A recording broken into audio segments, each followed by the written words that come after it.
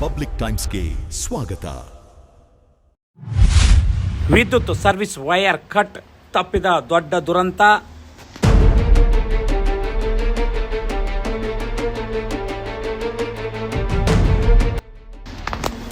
ವಿದ್ಯುತ್ ಸಂಪರ್ಕ ಇರುವ ವಿದ್ಯುತ್ ಸರ್ವಿಸ್ ಮೇನ್ ವೈರ್ ಏಕಾಏಕಿ ಎರಡು ತುಂಡಾಗಿ ನೆಲಕ್ಕೆ ಬಿದ್ದ ಘಟನೆ ಬಾಗಲಕೋಟೆ ಜಿಲ್ಲೆಯ ಇಳಕಲ್ಲ ನಗರದ ಪೊಲೀಸ್ ಠಾಣೆಯ ಹಿಂಭಾಗದ ಕೂಡಲ ಸಂಗಮ ಕಾಲೋನಿಯ ಹಡಪದ ಅಪ್ಪನ ಮಂದಿರದ ಮುಂದೆ ನಡೆದಿದೆ.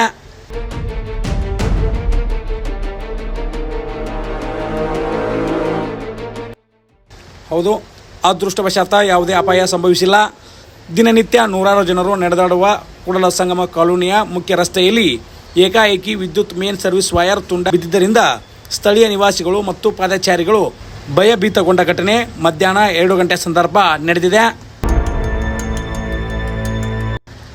ವಿಷಯ ತಿಳಿದ ಕೆಪಿಟಿಸಿಎಲ್ ಸಿಬ್ಬಂದಿ ವರ್ಗದವರು ಸ್ಥಳಕ್ಕೆ ಆಗಮಿಸಿ ವಿದ್ಯುತ್ ಸಂಪರ್ಕವನ್ನು ಕಡಿತಗೊಳಿಸಿ ತುಂಡಾಗಿದ್ದ ವೈರ್ಗಳನ್ನು ತೆರವುಗೊಳಿಸಿ ದುರಸ್ತಿ ಮಾಡಿದ್ದರಿಂದ ದೊಡ್ಡ ಅನಾಹುತವೊಂದು ತಪ್ಪಿದೆ.